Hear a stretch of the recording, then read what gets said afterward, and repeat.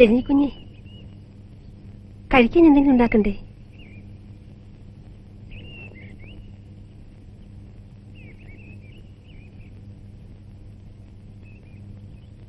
അച്ഛാ, രാജമ്മ വന്ന് നിൽക്കുന്നു.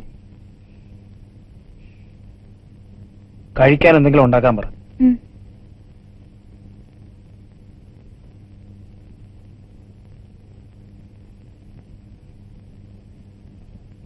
ഗോകുൽദാസ് ഗോസ്വാമി. നല്ല തേയില, പക്ഷെ ക്യാമ്പയിൻ ഫെയിലായി. ഗോസ്വാമി ഗോസ്വാമി ആസാമി ടീ തണ്ടടായ് എന്നായിരുന്നു പരസ്യം. പക്ഷെ ഏറ്റില്ല. ഇവിടെ കേരളത്തിൽ വിൽക്കാൻ പറ്റുമെന്ന് നോക്കാൻ കമ്പനിക്കാരൊരു സാമ്പിൾ പാക്കറ്റ് തന്നതാ. ഞാൻ അതിങ്ങി കൊണ്ടുപോന്നു. അല്ല പോണ്ടേ? ഞാൻ വരുന്നില്ല ബാലേട്ട. അപ്പൊ പിന്നെ ഒരുമിച്ച് പോവാന്ന് പറഞ്ഞത്? ഞാൻ അവിടെ ചെന്നിട്ട് എന്താക്കാനാ? ചിലപ്പോ എന്നെ കാണുമ്പോ സാറിന് ദേഷ്യം വന്നേക്കും. ഊഹിച്ചൂടെ? ഓ അതൊന്നുമില്ല. സാറെന്താ നിന്നോട് ദേഷ്യപ്പെടുന്നത്? നീയാണോ കാരണം?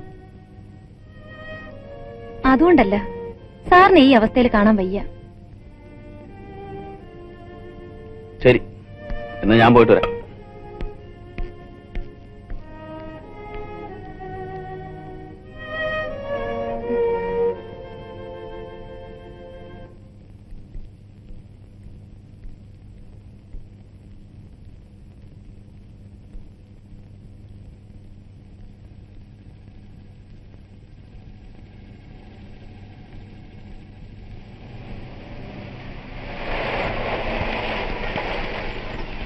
എങ്ങോട്ടാ?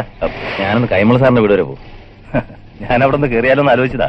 സാറിന് ഒരുന്നോ കണ്ടു, കാർ തുടങ്ങിയായിരുന്നു. അപ്പൊ ശരി, ഞാനെന്നാ കൂടെ ചെല്ലട്ടെ. Okay okay.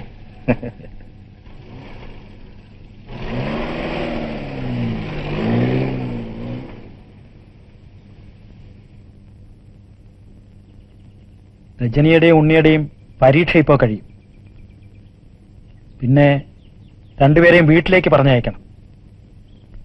ഇനി അവരെ അവിടെ നിർത്തി പഠിപ്പിക്കാമെന്ന് വിചാരിക്കുക. ഇവിടെ നിന്നാൽ ശരിയാവില്ല. അമ്മയാണെങ്കിൽ മുമ്പേ പറയുന്നതാ അവരെ അവിടെ ചേർത്ത് പഠിപ്പിച്ചാൽ മതിയെന്ന്. സാർ നാട്ടിൽ പോകുന്നില്ലേ? ബസ് കയറ്റി വിട്ട് അവര് പൊയ്ക്കോളും. ഞാൻ പിന്നെ സ്കൂളിൽ ചേർക്കേണ്ട സമയമാകുമ്പോ പോയാൽ മതിയല്ലോ. പോയാൽ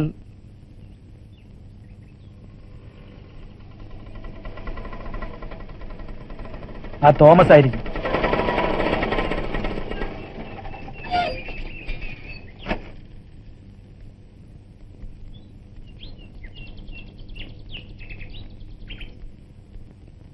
അച്ഛനുണ്ടോ? ഉണ്ട്.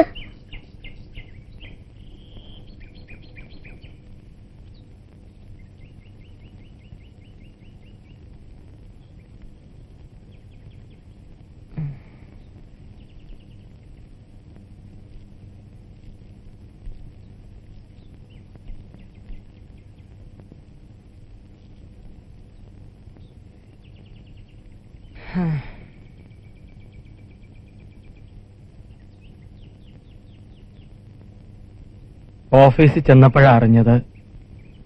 അല്ലെങ്കിൽ രാവിലെ തന്നെ വരുമായിരുന്നു. ആദ്യം വിശ്വസിച്ചില്ല. വിശ്വസിക്കാൻ പറ്റാത്ത കാര്യങ്ങളായി ഇപ്പൊ അധികവും സംഭവിക്കുന്നു. എന്തായാലും വലിയ കഷ്ടമായിപ്പോയി. കേട്ടപ്പോൾ ഒരു ഷോക്ക് അടിച്ചതുപോലെയായിരുന്നു.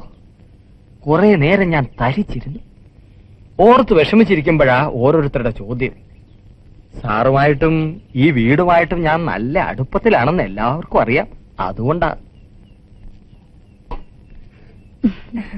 പോകുമ്പോ രാജമ്മ ഇവിടെ ഉണ്ടായിരുന്നോ? ഇല്ല. കുറെ നാളായി കാണാൻ തുടങ്ങിയിട്ട്. ഞാൻ എങ്ങനെ അറിയാഞ്ഞാ? എല്ലായിടവും തൂത്ത് പാത്രങ്ങളും കഴുകി വല്ലത് നനയ്ക്കാഞ്ഞുണ്ടെങ്കിൽ അതും ചെയ്തിട്ട് ഞാനങ്ങ് പോയില്ലേ. രാജമ്മ പോയി കഴിഞ്ഞാ പിന്നെ ഇവിടെ ആരും ഇല്ലല്ലോ. സുഖമല്ലയോ? കണ്ടാൽ ഇങ്ങനെ വല്ലോം തോന്നൂ. ശുദ്ധ പാവം. എന്നാലും ഒരു സംശയത്തിനും ഇടകൊടുക്കാതെ. ഭയങ്കര സാമർഥ്യം തന്നെ, സമ്മതിക്കണം.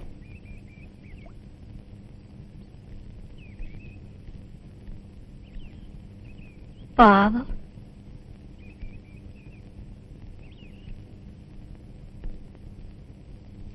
നമുക്ക് പോകാം. ഞങ്ങളെന്നാ ഇറങ്ങട്ടെ. സാർ ഒന്നുകൊണ്ടും വിഷമിക്കരുത്. പിന്നെ കാണാം. വാ.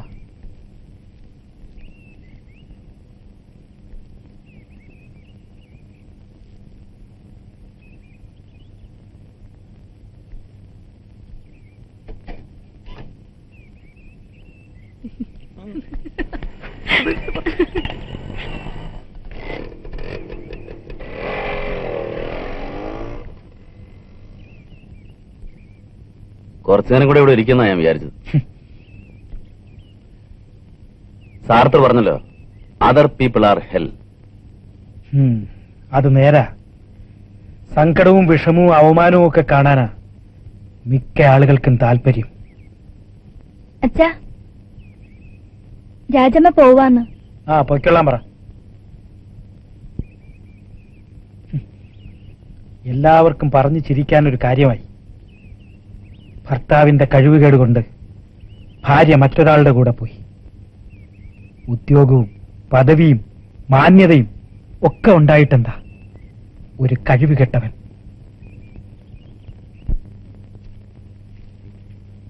സാറങ്ങനെ പറയുന്നത് കേട്ടപ്പോ ശരിക്കും സങ്കടം തോന്നി. കരഞ്ഞു പോകുന്ന പോലും തോന്നി. മാന്യത പോകുന്നതാണ് സാറിന്റെ പ്രശ്നം.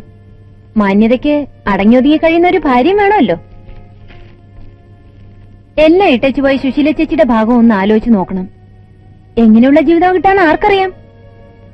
എല്ലാവരും കുറ്റപ്പെടുത്തുകയല്ലേ ഉള്ളൂ. എല്ലാവരുടെ കണ്ണിലും തെറ്റുകാരി, പിഴച്ചവൾ. ഇങ്ങനെയൊന്നും ഉണ്ടാവരുതായിരുന്നു. ഇനി പറഞ്ഞിട്ടെന്താ, ഉണ്ടായി കഴിഞ്ഞില്ലേ, ഇനി ആയതുപോലെ. ജീവിതം ഇത്ര നിസ്സാരാണോ? എന്തോ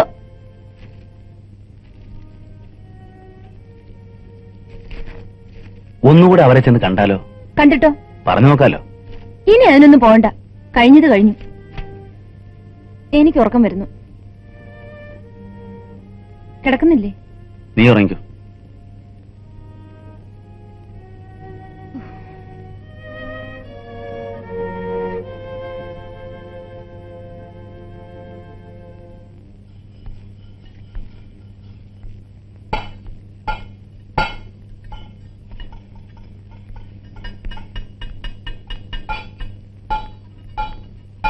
ഗിരി അതാ അവിടെ.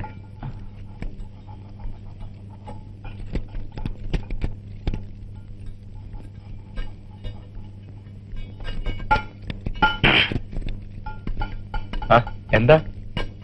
ഇതുവഴി പോകുമ്പോ ഒന്ന് കാണാന്ന് കരുതി, അത്രേ ഉള്ളൂ. സുഖവിവരം അറിയാനായിരിക്കും. സുഖമല്ലേ? ആ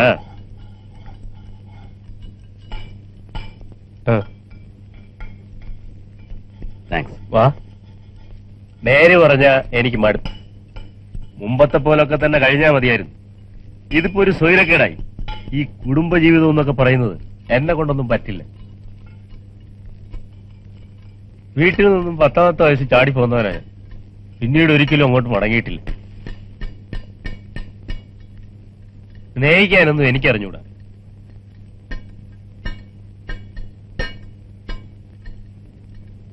തീപ്പറ്റി 6 ഭക്ഷണം കഴിച്ചു കാണില്ലല്ലോ. ഷെയർ ചെയ്യാം, അല്ലെങ്കിൽ വായിപ്പിക്കാം. വേണേ ഞാൻ വീട്ടിൽ പോയി കഴിച്ചോളാം. It's okay.